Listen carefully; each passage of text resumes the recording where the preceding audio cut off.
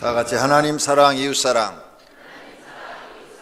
십자가 정신, 할렐루야. 저는 경상도 사람이 아니라서 경상도 말을 잘 못합니다. 그래서 읽어야 돼요. 경상도 할매 서에서 이바구를 나누는데 한 할매가 이봐라, 예수가 죽었다 카네. 다른 할매가 와 죽었다 카느노. 못에 찔리 죽었다 안 카나. 에구 얄궂은 머리 풀어 해치고 댕길 때부터 내삼아 알아봤다. 이때 암말 않던 할매가 이 볼에 예수가 눕고 몰라, 우리 며느리가 아버지 개싸이 사돈 어른인가 빈집에. 그라모 사돈 어른이 죽었는데 문상은 갔더나 오대 안 갔다. 와 안 갔노? 검은 옷까지 다 준비해놓고 갈락했는데 사흘 만에 도로 살았다 해서 안 갔다. 어렵네요. 이게 오리지널 경상도 말인 것 같아요. 그런데 옆에다 토를 안 달아놓으면 무슨 말인지 모르겠어요. 제주도 방언처럼 어렵습니다. 오늘은 종려주일입니다. 예수님이 십자가를 지시려고 예루살렘을 찾아오십니다. 예루살렘 동쪽 벳박의 마을을 지날 때 나귀 새끼를 빌려 타시고 베다니를 지나서 예루살렘 성 동쪽 문으로 들어가십니다. 이때 예수님이 베다니에서 죽은 나사로를 살렸다는 소문이 예루살렘에 퍼졌습니다. 그래서 사람들은 야 어떻게 죽은 사람을 살리냐? 그건 큰 선자가 일어났든지 아니면 메시아가 오셨든지 둘 중에 하나다, 이렇게 생각하고 그들은 뛰어나와서 땅에다 자신의 겉옷을 벗어서 깔아주고 또 나무 가지를 베서 깔아주고 또 종려나무 가지를 들고 흔들면서 예수님의 행렬을 환영하면서 호산나 호산나 호산나 이렇게 소리를 질렀습니다. 이 사람들이 종려나무를 가지고 호산나 호산나 했다고 그래서 오늘을 종려주일이라 그럽니다. 오늘 예수님 예루살렘 성에 입성하시고 목요일날 저녁에 만찬을 하시고 금요일날 아침에 새벽에 잡히셔가지고 재판을 받고 금요일날 오전 9시에 십자가에 달리셔서 6시간 만에 오후 3시에 운명을 하십니다. 그래서 금요일을 성금요일이라 그럽니다. 그리고 주일날 아침에 부활하셨습니다. 이 호산나라는 뜻은 우리가 당신께 구하오니 우리를 구원하소서라는 뜻입니다. 이 말은 구약시대 때 초막절에 제사장들이 제단 주위를 돌면서 호산나 호산나 호산나 불렀던 구절입니다. 우리를 구원하소서, 우리를 구원하소서, 이런 말입니다. 이 오늘 본문을 한번 영상으로 보도록 하겠습니다. 그리고 설교를 듣도록 하겠습니다. 예루살렘으로 가고 있다. 그곳에서 인자에 대해서 예언된 모든 것이 실현될 것이다. 인자가 이방인들에게 넘기고 희롱받고 능욕을 받고 침뱉음을 당하고 채찍질을 당한 후 죽을 것이다. 그러나 사흘 만에 다시 살아날 것이다.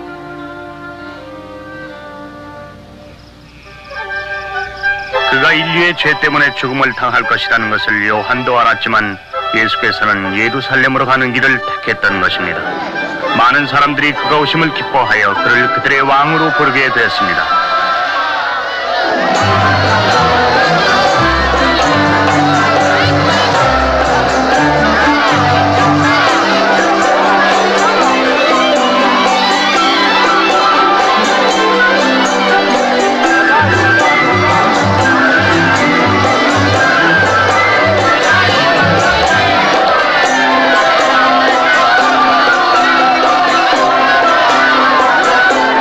군중 가운데 몇몇 종교 지도자들은 예수를 비난했습니다. 선생님, 제자들을 조용히 시키십시오. 내가 너희에게 이르노니 만일 그들이 말하지 아니하면은 바위들이 외치게 될 것입니다.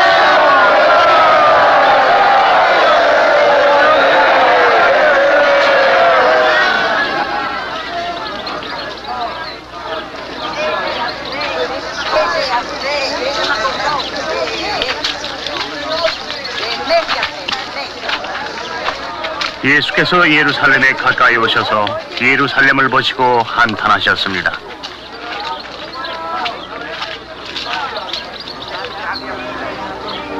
너도 오늘날 평화에 이르는 길을 알았다면 좋았을 텐데 그러나 너는 그 길을 보지 못하고 있구나.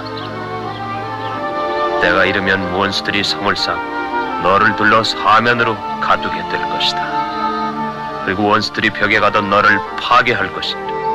너와 네 자녀들도. 그리고 원수들은 돌 하나도 돌 위에 남기지 아니하리니 하나님이 너희를 구원하러 오실 때를 너희가 알지 못함을 이남이니라.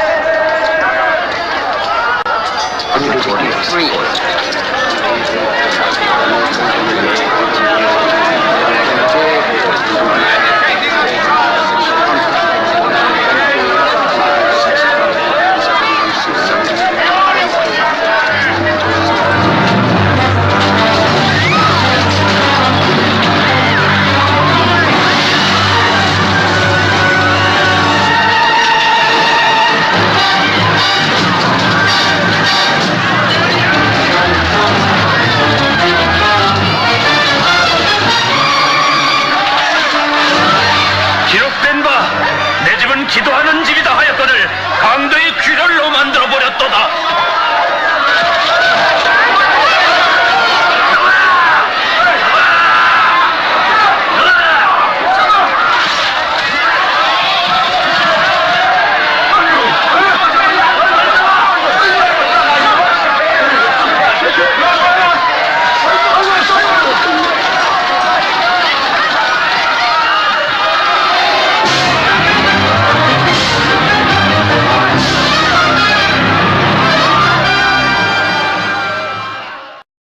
영상을 잘 보셨습니까? 이해가 빠릅니까? 너무 짧아서 아쉽습니까? 금요일날 철야 때는 예수님 십자가를 지신 모습을 보여드릴 거고 다음 주일은 부활하신 장면을 보여드립니다. 왜 이렇게 하느냐? 그래야 기억에 오래 남습니다. 우리 이 기독교의 절기가 부활절, 맥주감사절, 추수감사절, 성탄절 이렇게 4번 있는데 사실은 제일 중요한 절기가 부활절입니다. 그리고 부활절을 준비하는 이 종려주일과 고난주일과 그리고 이어져 있는 부활절입니다. 부활절이 없다면 기독교는 다른 종교와 똑같은 것입니다. 그러나 부활절이 있기 때문에 타 종교와 전혀 다른 종교인 것입니다. 어떤 종교도 부활이 없습니다. 그런데 기독교만, 예수 그리스도만이 부활하셨고 우리에게 부활을 언약하셨고 우리를 영원히 살겠다고 약속하신 것을 믿습니다. 조금 전에 장면을 통해서 여러분 4가지 장면을 보셨습니다. 첫째, 예수님이 나귀 타고 입성하시는 거 그거 보셨어요. 두 번째, 사람들이 옷가지와 나무가지를 밑에다 깔면서 또 호산나 호산나 하시는 장면 기억나십니까? 그 다음 3번째가 어떤 장면입니까? 예루살렘 성을 보시고 슬퍼하시는 장면. 예루살렘 성이 예수님을 죽인 그 죄값으로 망할 것을 보시고 예루살렘이 없어집니다. 이제 그 도시가 완전히 없어지고 나라가 망할 것을 보시고 안타까워하시고 슬퍼하시는 말씀을 하셨습니다. 그리고 성전에 들어가셔서 내 집은 만민이 기도하는 집이라 일컬었는데 강도의 소굴을 만들었다고 막 장사치들을 다 뒤엎어버리는 그런 장면, 네 장면이 나왔습니다. 오늘 이 장면들을 생각하면서 하나님의 말씀을 듣고자 합니다. 우리 교회 영상 시스템이 아주 좋습니다. 타 교회는 이렇게 안 돼 있습니다. 양쪽에 화면이 있죠. 그래서 이 설교자를 얼굴을 볼 수가 없어요. 화면을 쳐다보면 설교자 얼굴이 안 보이고. 근데 우리 교회는 중앙에다 넣었죠. 왜 그래요? 화면도 보면서 설교자를 보라는 겁니다. 눈이 크신 분은 다 보일 거고 눈이 적으신 분은 둘 중에 하나만 보이겠죠. 눈을 크게 뜨십시오. 그리고 화면을 2개 집어넣어서 글자를 읽을 수 있고 또 설교자를 볼 수 있도록 이렇게 해놨습니다. 조금 전에 쏜 그 장면 가운데로 화면이 나오게 한 것은요, 우리 교회만 있는 시스템입니다. 다른 교회는 그 시스템을 없습니다. 저 시스템을 내가 주문을 했는데 한국에 없고 미국에 있는 걸 수입해 온 겁니다. 그래서 2개의 핀 프로젝터가 양쪽만 이렇게 쓰는 것이 원칙인데 요 2개 빈 프로젝터가 가운데만 나오게 해가지고 2개가 지금 반 딱 끊어서 2개가 이은 겁니다. 지금 이어서 쏜 건데 요 기술은 지금 최신 것으로 개발돼서 나온 건 이거밖에 없어요. 그래서 그 설치하는 음향 회사에서 목사님 이것은 여기밖에 없는 겁니다. 이제 처음으로 실시해 드리는 겁니다. 근데 이게 잘 될지 안 될지 자기들도 처음 하는 거라 모르겠습니다. 하여간 이게 좋은 것 같아서 이걸로 설치를 합니다. 해가지고 우리한테 설치해 준 거예요. 여러분은 그러므로 이런 영상을 지금 최첨단의 기술을 보고 계시는 겁니다. 돈 많이 들었습니다. 여러분이 헌금하신 것으로 다 산 거예요. 우리 교회 방송 시스템을 견적을 받았더니 10억 나옵니다. 우리 교회에서는 요즘 10억은 돈도 아닙니다. 뭐 하나 끄떡하면 뭐 10억이라고 그러니까 다 여러분의 헌금으로 되어진 것들이고 또 이렇게 건축되어진 것을 대단히 감사하게 생각합니다. 그런데 너무나 우리 교회에서 헛소문들을 많이 내가지고 금요일 날도 제가 강명 선교회 목사님 사모님들이 식사 대접을 했습니다. 그랬는데 밥 먹는 도중에 그런 얘기를 해요. 부활절 포스터를 모든 교회로 보내고 국민일보교에서 다 보냈는데 전화가 왔다는 거예요. 아니 강사가 권영구 목사인데 이분 이단한테 교회 팔고 가신 분 아니냐고. 그런데 왜 이분을 강사로 세웠냐고. 2통이나 왔답니다. 강명시 교회연합회 사무실로. 그래서 설명을 했대요. 아니라고. 내가 이분 잘 아는데 지금까지 아주 건전하고 보수적인 교단의 목사고 또 항상 옆에서 지켜보았는데 우리보다 신앙이 월등한 사람이라고. 누가 그런 얘기를 하고 다니냐고 그랬더니 아무 말도 안 하더래요. 그래서 저는 부활절 새벽에 부활하게 생겼습니다. 하여간 남이 잘 되면 꼭 배합하는 사람들이 있습니다. 그걸 칭찬해주고 이렇게 좀 잘한다고 그러고 그러지를 못해요. 저는 장로교에서 자랐고 장로교에서 지금까지 있습니다. 많은 분들이 조용기 목사님을 나쁘게 얘기를 하더라고요. 순복음교회라고. 순복음이 뭐야? 순복음. 그럼 뭐야?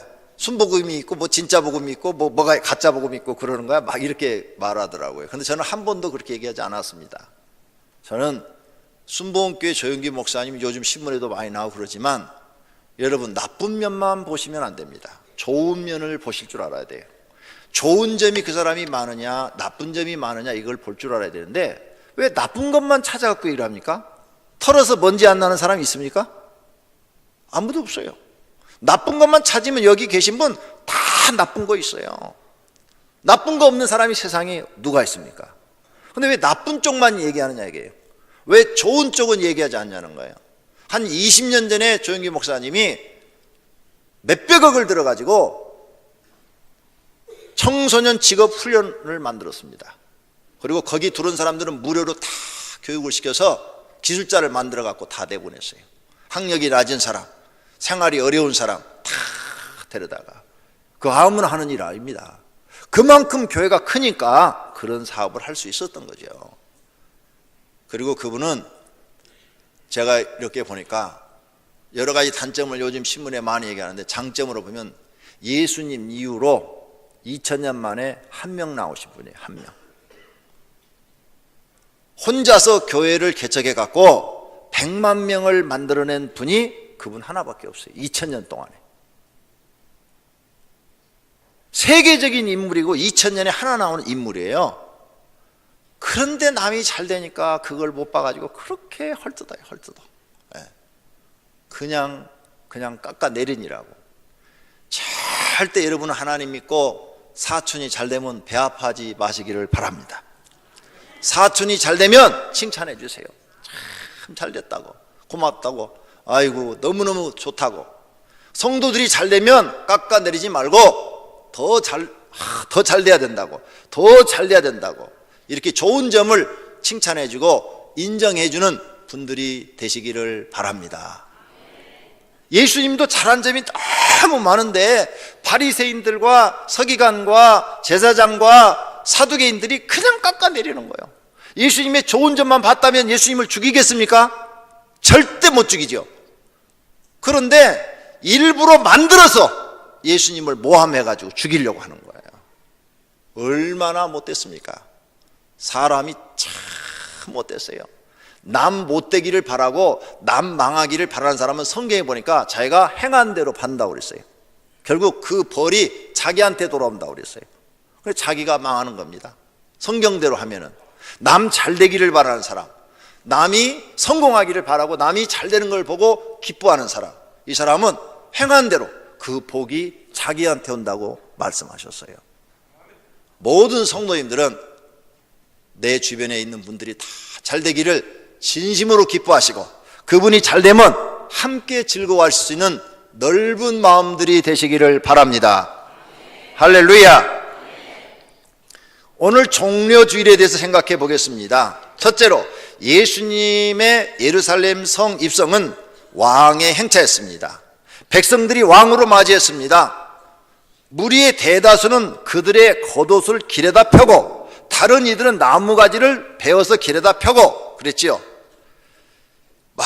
이 행위는 그 시대에 존경스러운 왕이 지나갈 때 자기 겉옷을 벗어서 땅에다 깔았어요. 근데 헤롯 왕이 지나갈 때는 안 했어요. 악한 왕이 지나가면 나오지도 않아요. 다 들어가 버려요. 아니 악한 왕이 나오는데 누가 나오겠어요? 괜히 옆에 있다가 죽으려고? 악한 왕은 법이 없어요. 지가 죽이고 싶으면 그냥 아무나 선한 사람 죽이니까. 근데 선한 왕이 지나가면 모든 사람들이 존경의 의미로 옷을 벗어서 깔고 나무가지를 깔아줬어요. 그러니까 예수님이 지금 예루살렘 성에 들어온다니까 백성들이 나와서 옷을 벗어서 지금 깔고 나무가지를 까는 것은 뭐예요? 존경한다는 거예요. 존경스러운 왕이 지금 들어오신다는 거죠.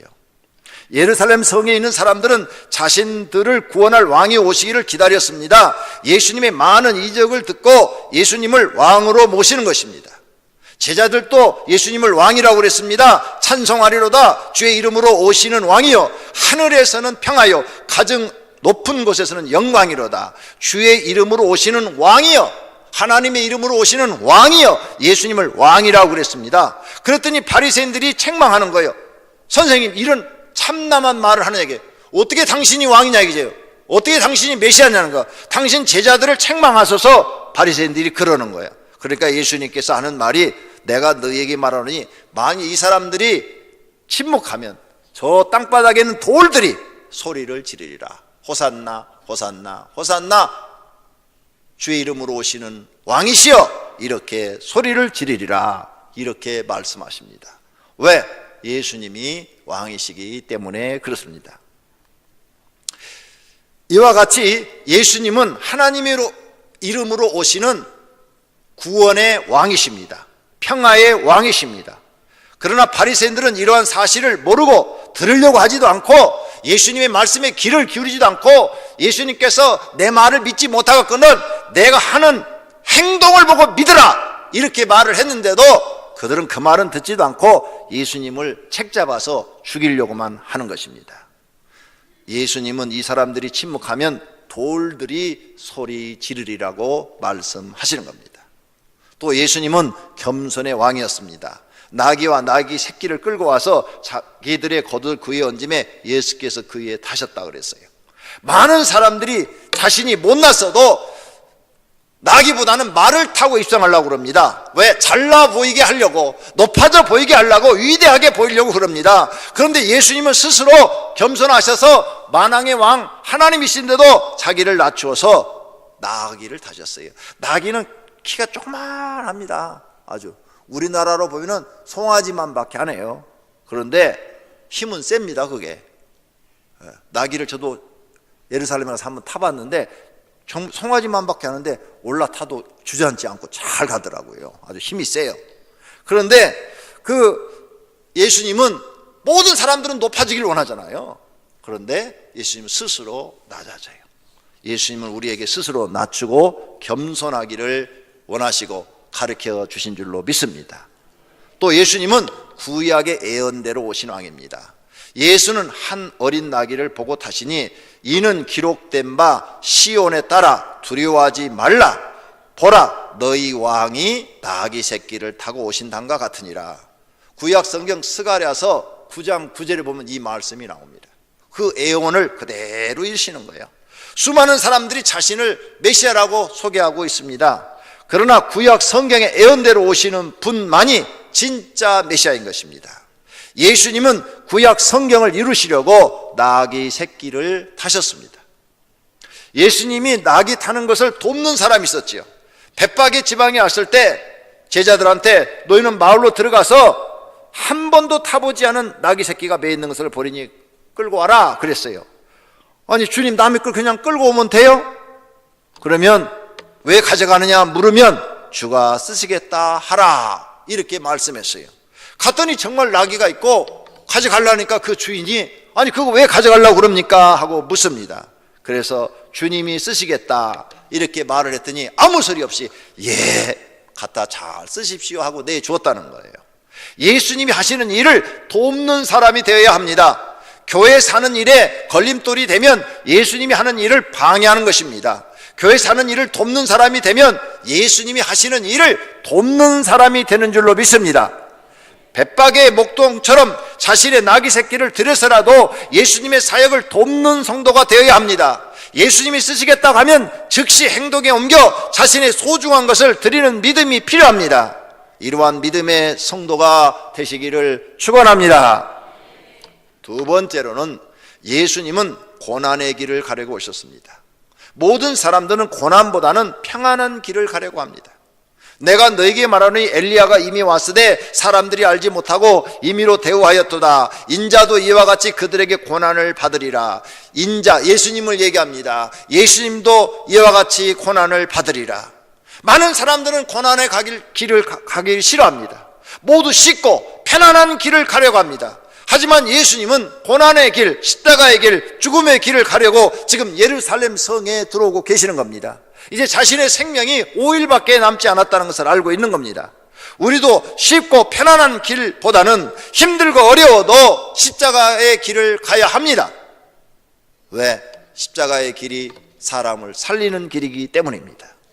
예수님은 고난의 길인 줄 알면서도 예루살렘 성에 입성했습니다. 그 길을 선택하신 이유는 사람은 살리는 길이기 때문입니다. 자신이 죽어 많은 사람을 살릴 수 있다면 가시겠다는 하나님의 사랑을 우리에게 보여주신 것입니다.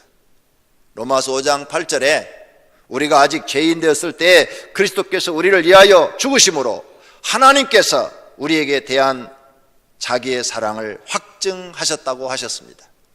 하나님은 말로만 우리를 사랑한다 그렇게 한 것이 아니라 정말로 우리를 위하여, 우리는 하나님도 모르고 죄를 범하고 있을 때에 자기의 몸을 우리에게 주어서 내가 너희 죄값을 지고 대신 죽노라 하고 사랑을 보여주셨다는 것입니다. 우리가 하나님을 모를 때 이런 사랑을 행하신 것입니다.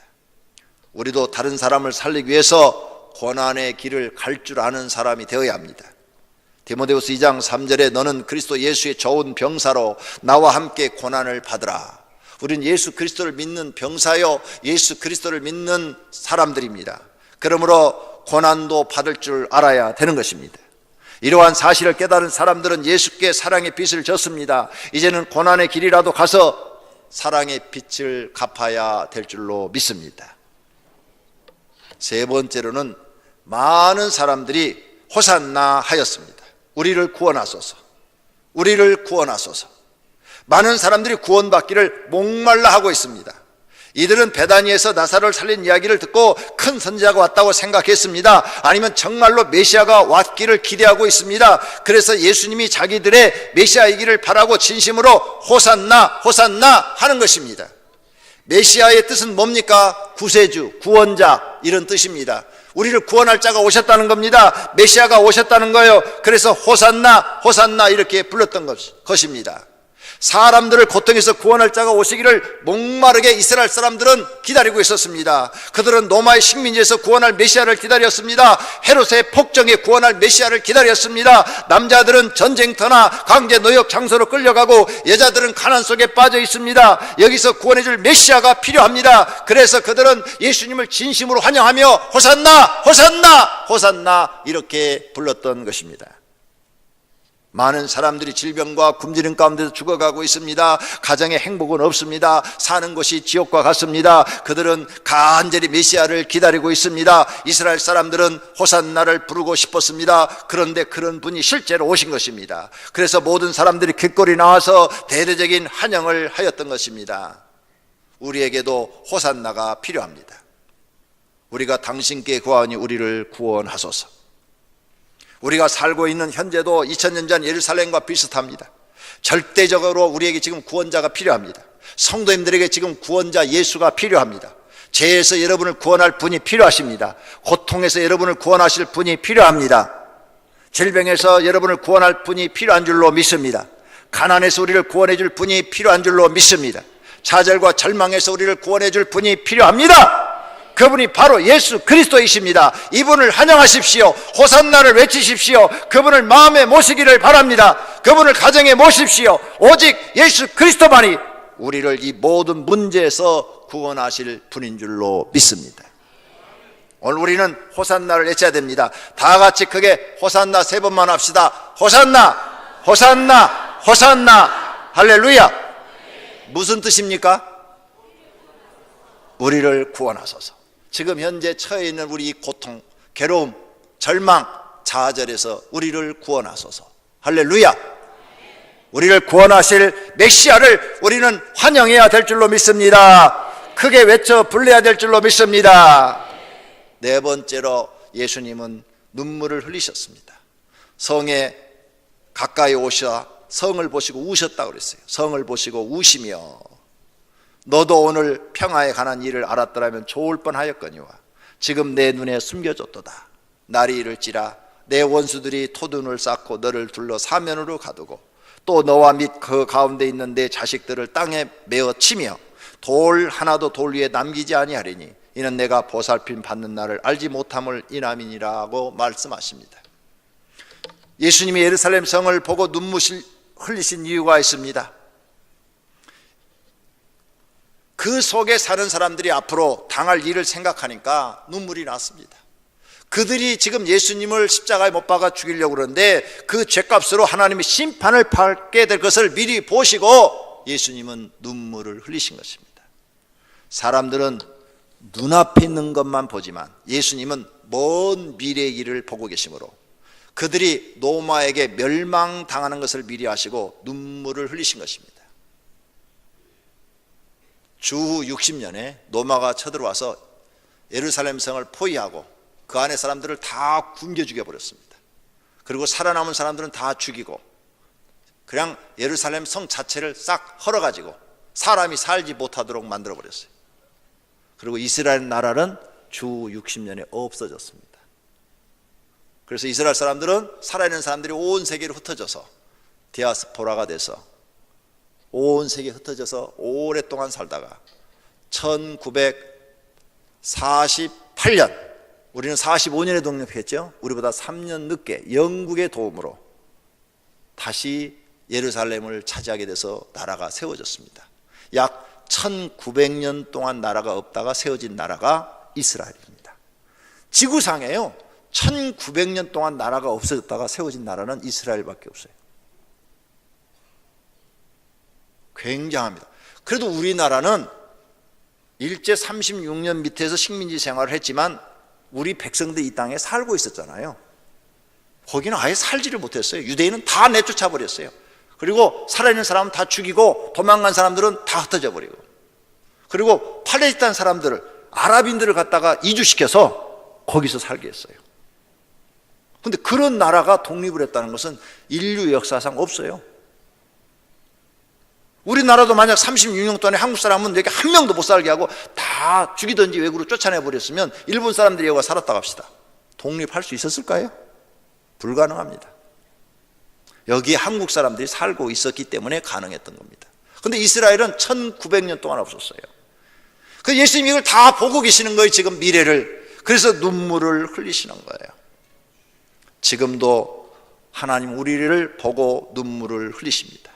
우리의 미래를 보시고, 어떤 영혼은 지옥 갈 것을 보고 눈물을 흘리시고, 어떤 사람은 아직도 하나님을 깨닫지 못해서 자기 생각대로 살다가 망하고 절망하고 좌절할 것을 보시고 눈물을 흘리시고, 이제 주님의 눈에 눈물이 흘리지 않도록 주님이 기뻐하는 신앙생활 하시는 성도가 되기를 바랍니다. 또 예수님은 평화를 주려고 오셨습니다. 하늘에는 평화요 그랬죠.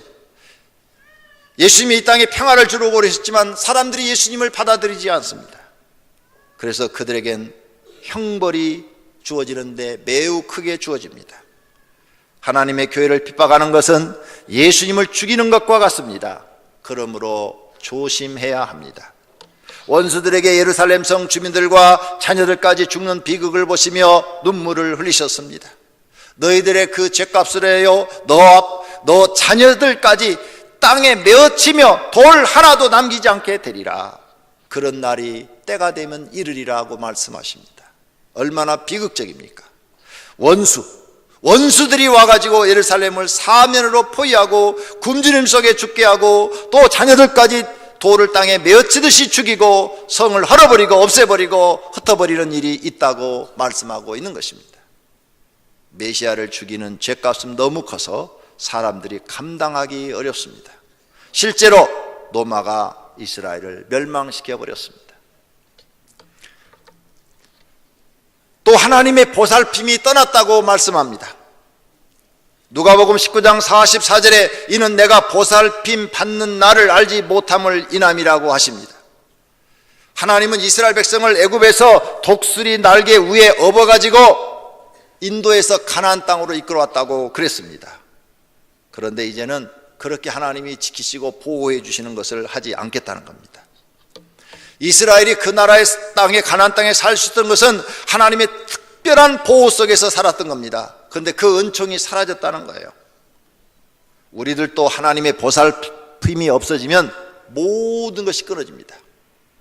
욥기에 보니까 사단이 그럽니다. 욥이 저렇게 잘 살게 된 것은 하나님께서 그를 울타리로 쳐서 지킴과 같이 지켜주심이 아닙니까? 그 울타리를 한번 걷어보십시오. 그러면 하나님을 원망할 것입니다. 이렇게 말을 해요. 아니다. 욥은 절대 그런 사람이 아니다. 그래 네 마음대로 해봐라 했는데 욥은 그러지 않았어요. 그리고 울타리를 딱 벗으니까 즉시 사단이 와가지고 모든 재산을 하루에 싹 없애버리고 10자녀까지 집이 무너져 싹 죽게 만들어버립니다. 지금 성도님들이 집이라도 가지고 살고 직장이라도 가지고 있고 그리고 여러분이 지금 사업체도 하고 있는 거 하나님의 지금 보호의 울타림, 하나님의 보살핌 속에 있기 때문에 하고 있다는 사실을 깨달으시기를 바랍니다. 하나님이 그 보살핌을 걷어버리면 다 끝나버린다 그 말이에요. 그래서 이제 예루살렘에 지금까지 하나님이 보살펴 주신 것을 끝내시겠다는 거예요. 오늘 성도님들이 하나님의 은혜를 마음에 깊이 새기고 믿음 생활을 잘 하시기를 바랍니다. 결론으로 오늘은 종료주일이고 내일부터는 고난주간이고 금요일은 성금요일입니다. 그리고 주일은 부활절입니다. 이 기간 성도님들은 예수님의 고난과 십자가 그리고 죽음과 부활을 생각하시면 경건하게 보내시기를 바랍니다. 예수님을 진심으로 메시아로 마음에 환영하여 모시기를 바랍니다. 또 모든 삶의 문제를 구원하여 주시기를 간구하기를 바랍니다. 그리고 예수님의 은혜를 깨달았다면 감사하고 남은 생애는 헌신과 충성으로 보답하시기를 바랍니다. 예수님이 성도님을 보시고 슬피 우시는 일이 없기를 바랍니다. 예수님이 성도님의 신앙을 보고 기뻐하시는 일이 있기를 원합니다. 그리고 예수님의 보살핌이 영원하도록 있어서 하나님의 은총 속에 사시기를 주님의 이름으로 축원합니다. 오늘 말씀을 생각하시면서 한번 주님, 나도 주님을 환영합니다. 우리를 구원하소서, 나를 구원하소서, 호산나입니다. 주님, 주님을 환영합니다. 나의 왕으로, 나의 구원자로 환영합니다. 그리고 주님을 슬프게 하지 않고 기쁘게 하는 사람이 되게 해달라고 통성으로 기도하십시다.